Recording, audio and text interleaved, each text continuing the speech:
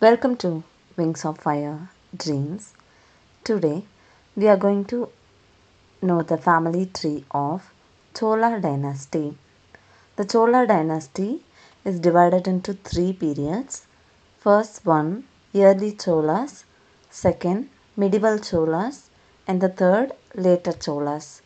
In this video, we will see the family tree of early Cholas.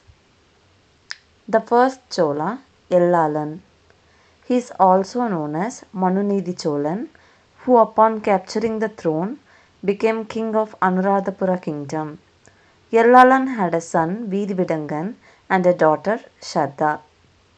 Yellalan received the title Manunidhi Cholan, that means the Chola who follows the justice, because he executed his own son to provide justice to a cow. The king hung a giant bell in front of his courtroom for anyone needing justice to ring. One day he came out on hearing the ringing of the bell by a cow.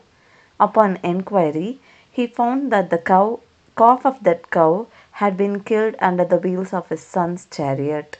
In order to provide justice to the cow, Yellaran killed his own son Veedividangan under the chariot as his own punishment. Yellalan made himself suffer as much as the cow. Impressed by the justice of the king, Lord Shiva blessed him and brought back the calf and his son alive. The next king is Kulakottan.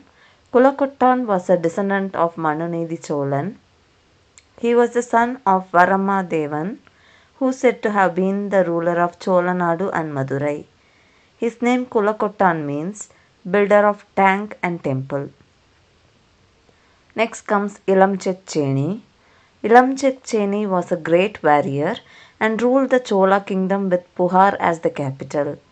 The king Illam Cheney married a wealthy prince from Arundur and she gave birth to Karikala. Illam Cheney died soon after. Due to his young age, Karikala's right to the throne was overlooked and there was a political turmoil in the country. Karikala was exiled. When normality returned, the Chola minister sent a state elephant to look for the prince. The elephant finds the prince hiding in Karur. Though the prince was found, his political opponents arrested and imprisoned him. The prison was set on fire that night. Karikala escaped the fire with the help of his uncle and defeated his enemies. Karikala's leg was scorched in the fire, and from thence Karikala became his name. Some scholars also hold the view Kari and Kalan are Tamil words meaning slayer of elephants. The great Anaikattu Dam, also known as the Kallanai, was built by Karigala and is considered one of the oldest water diversion or water regulator structures in the world, which is still in use. The Kallanai is a massive dam over the main stream of Kaveri.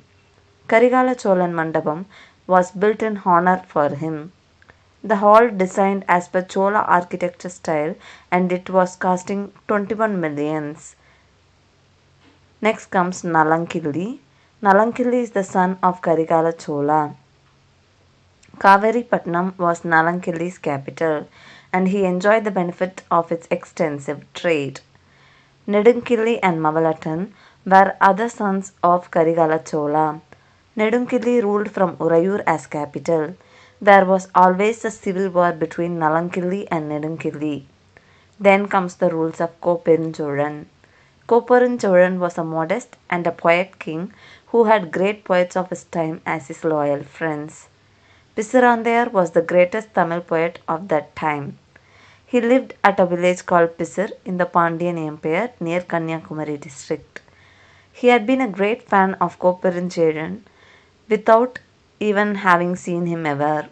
He had considered himself a great friend of Koperincholan, owing to his vast knowledge in Tamil. One day, an administrative contradiction arose between Koperincholan and his son Perunarkilli, and at the end of it, Perunarkilli called Koperincholan as unfit to continue as king. The Chola king decided to observe fasting unto death, called as Vadakirithal, after having finished all his social duties. The problem was that the father did not agree to the prince's wish to attack the Pandyan king of that time. Pandyan Arivudai Nambi, he was just to establish the sole supremacy over him. The prince had got provoked by Pandyan Nambi's historic victory over invading North India, and Nambi declared himself the emperor of South India. Kopperuncholan did not agree for an invasion on Madurai because it was not righteous to wage a war for no reason, to kill innocent soldiers and people when both countries enjoyed peace and prosperity.